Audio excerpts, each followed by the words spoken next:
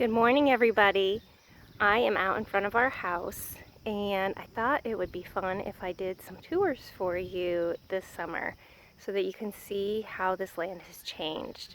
So I have this brief moment in that no one is driving down the road, and so I'm here. And I wanted this perspective so you can see how closed in Steve and I are at the front of our house, especially during the growing season. So you can see up here, that huge tree is the red maple. That was obviously here. And then there is a snag in here where there was another big tree, and that is all that was here. So all this veg is planted by us, and here we go, big truck. So let's walk on in here. And when I say planted by us, I better clarify us and Mother Nature. Okay, so we've talked out here before, but we have a lot of staghorn sumac, serviceberry, redbud. We've got redbud right here.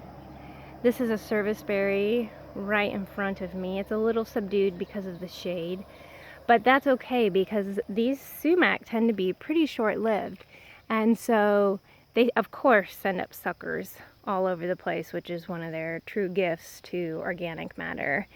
And then as they die, these stems are just great woodpecker habitat. They're out here all the time pecking away, getting different kinds of food.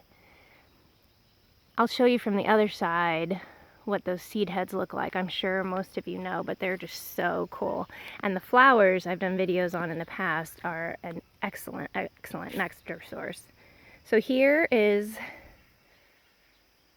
our little gate. Oh, let me back up.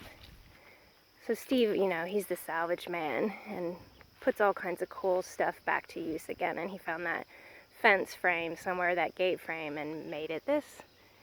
We have a trumpet creeper climbing over this ladder arch. The ladders were here. This is an old house, and there was a lot of old stuff here.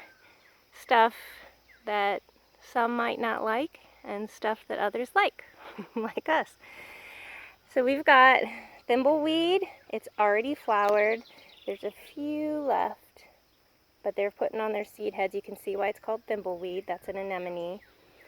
Lots of goldenrods have come in. This is our snag we were talking about, and yeah, there's some PI on there, poison ivy, so I keep that back from the path, but I let it climb up the snag along with the grapevine because they go up into the tops of the sumac and create a really great snarl for birds with tons of bird food. And this snag is awesome. Bees are in here all the time. Little chipmunks, dead wood. It's really quite a gift. Here's the Bottlebrush Grass. This has just taken off this year in all of our woodland areas, and it's spectacular. And you can see why they're called Bottlebrush Grass, because they look like bottle brushes. So we're really excited. I mean, really excited at the way a lot of these plants are growing. Now I do come in here and I trim to keep this sidewalk open. You can see this is a really narrow sidewalk, and so I keep things trimmed so that our male folks can get up here okay, and it works fine. That's somebody's home. Look at that. How cool. What must it be like to live in there? You hear house wrens singing probably if my phone's picking it up. They nested on our porch. You can see our window guards for the birds. And then we're gonna go this way. So we're gonna head over. It's not so fun to look at the cars, but just look at the plants. We've got asters in here too. And just amazing, amazing little insects that say, "Don't touch the plant I'm resting on, miss." And that's so thrilling. I mean, we see so much life happening everywhere. This is an interesting zone because this had a ton more light right in here when we first planted it, of course. So I'm actually facing south. And we planted this redbud, and a neighbor's horse came over at some point, someday when I was still working down in Columbus, and nipped that main trunk of this redbud, and it sent up all these shoots, and it's now really tall. So it casts a huge amount of shade in here, and it's really quite magnificent. So we're finding a lot of these plants like some shade in here because it's also pretty dry. So here's one. This is rosin weed, not flowering yet. We've got purple coneflower in here, and there's a baptisia, so blue false indigo, and that one is early. It's already done, but doing fine. Look at those pods. That's a ton of seeds in there, y'all. Now, in the past, I have trimmed a bit more in front of these windows, and this year I didn't because birds come up to the windows. So they're in there, they're feeding on insects on these plants. And that's actually a sunroom right there, so southeast side of the house. It's where all our indoor plants live.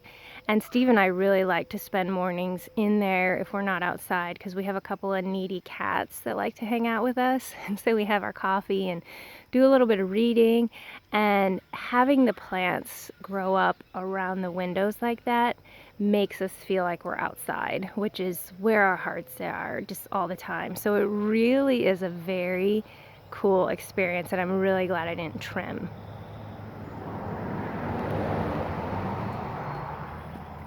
Another day we're going to tour this garden again that we're looking at, and I'll show you the pokeweed that's over there. I showed you last year, but it's doing great this year. So here's some more echinacea. And I did a post a long time ago on this old fencing, also some that Steve salvaged. And one thing that I have been able to do is to keep our walkway open. I just did this, so it's still really noticeable. You can see this blue hemp twine in there. I'll just put a stringer up like that to hold these plants back during the growing season so that they'll flower and seed, and then at some point once the plant stalks have decayed a ton, then I'll cut them out, but that's usually winter. And as the plants continue to grow, they hide that string and you don't even see it.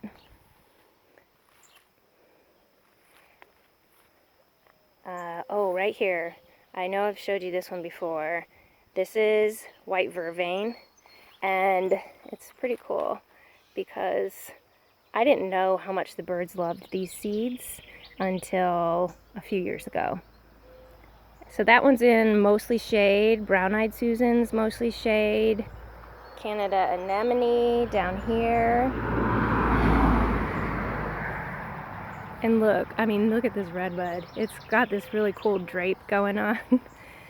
Alright, now I keep showing you a lot of driveway, and that's not very exciting. So this is a zone I'll show you another day, but I'll just give you a quick peek in this moment at the bergamot, the monarda, because this is a moment. This is definitely a plant loved by many, including us. Okay, I'm gonna back up, and I'm gonna show you the center part of our driveway, and then that'll be it for this tour. So here is the front yard still, just from the side where we pull in. And you can see there's a ton of sumac sprouts in there, and we just use them to our advantage. Any of them that we don't want to grow, we just clip off at some point later in the season and lay them down, and they turn back to rich soil really quick because they're so fleshy. Then here is our driveway patch. So we kind of have a U driveway. So not a full circle, but look at it. It's just starting to come into its own. The cut plants are those big ones on the right. The false sunflowers are blooming right now. And some rosin weeds. We have some woodies in here. This is where I showed you the hazelnuts. And of course redbud. Look at this. This hazelnut right in here actually put on seeds this year. Oh, this is thrilling.